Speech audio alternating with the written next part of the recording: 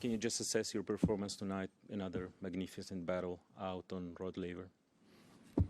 Yeah, I mean, best match of the tournament for me, and possibly one of the best matches that was played on the men's side. Just super proud to push this one through in the 4 sets. Carlos, brings so much energy and intensity on the court, and always demands the best of his opponent in order to, for his opponent to have a chance to win against him. So I knew that coming into the match, I thought I started off very well. It was quite even match, and then the accident happened physically with me in the end of the first. I lost the first set. Came back, somehow managed to win the second, and then started to feel better, I guess, towards the end of the second, beginning of the third, started to move better. And every set was super close. The crowd was into it, so much energy on the court. It was amazing. It felt like it was finals of a slam, to be honest. I mean, I wish it was. Credit to him for fighting, and I think we both gave all on the court tonight, and hopefully people saw that.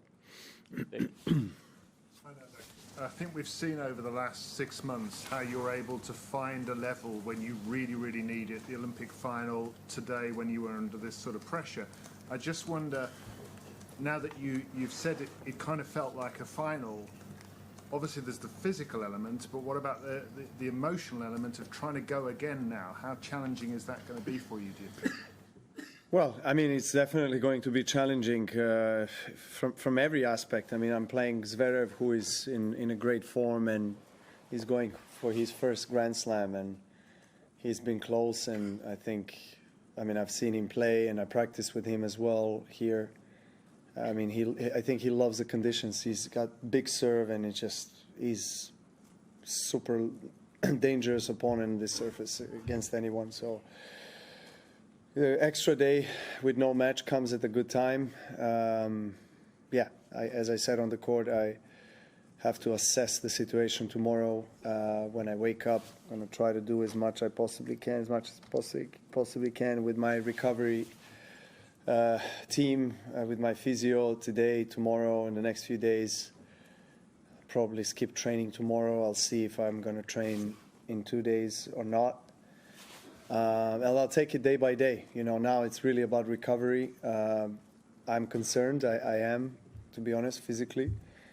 But if I manage somehow to be physically good enough, I think, mentally, emotionally, I'm as motivated as I can be. So this match drains both players, and almost 3.5, 4 hours of incredible battle of high intensity. Of course, it has its toll.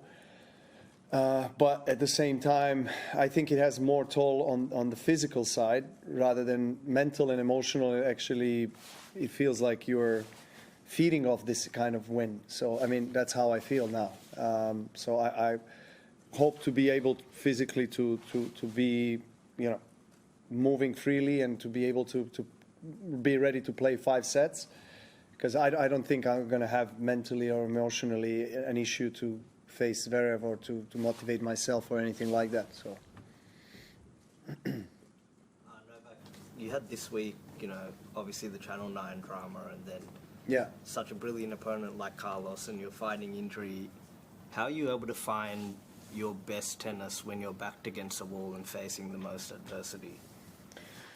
Well, I think I've experienced that a few times in my career, and experience helps of understanding how to face adversity and draw the right necessary strength and energy that you feed off in order to win a tennis match, to win a tournament. Yeah, I mean, it's I don't recall last time there was any slam without some form of drama, to be honest. But I guess that's part of it, and you know, we are out here competing and giving our best to grab a Grand Slam title. So you know, a lot of things happen on the way, and that's okay. You know, I'm just pleased with the way I was able to play throughout the entire tournament, including tonight, against one of the best players, one of the two probably or three best players in the world in the last 3-4 years. So just a great win. Very proud of it. Thank you. At the end, you went over to him. This is obviously your first massive test with your new coach. I'm just curious, how satisfied are you with how that's gone, really? I imagine you must have been curious about how it's going. Yeah, I mean, I felt to do it in the end of the match. You know, I feel more and more connected with Andy every day, and just, you know, we face challenges every single day. People don't see that, obviously. I mean, we try to make the most out of every day and grow together. And he's been as committed to my career and this tournament as he can be. So it was a kind of a gesture of appreciation and respect for him, and the fact that he's out there, you know, and he doesn't need to be, and that he accepted to work with me, and that he's, you know, giving all his support to me, to the whole team, and trying to make it work. And this was a huge win for all of us, including Andy and myself, you know, for the relationship. So yeah, that's the why I went to him, because I just felt very grateful that he's there.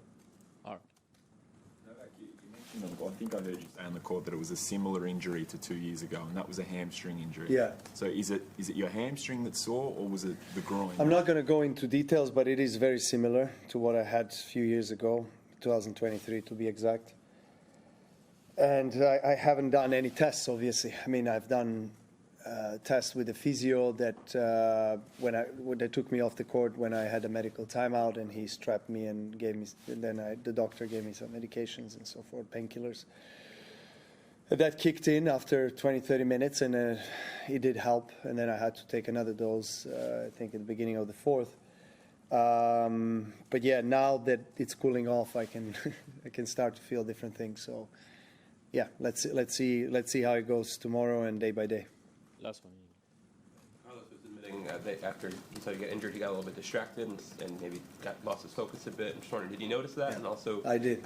How did you take advantage of that? And how do you stop yourself from getting distracted in your career when you see something across the net? That No. Look, I saw it, and I you know, try to use that to my advantage in a sense to, you know, to take the initiative of the rallies and you know, his hesitation, and you know, he was trying to play at some point quite a few drop shots and, you know, make me run.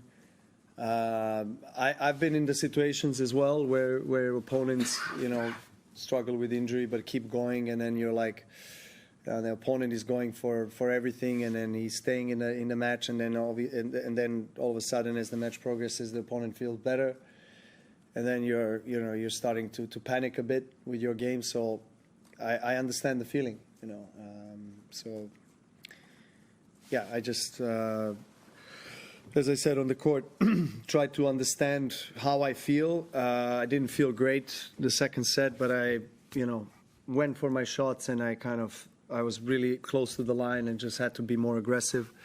And as I said in my previous answer, felt better and better as the match progressed, particularly end of the second and the entire third till mid-fourth set was the best that I felt in terms of the movement after that injury. So I felt like it wasn't restricting me as much, to be honest.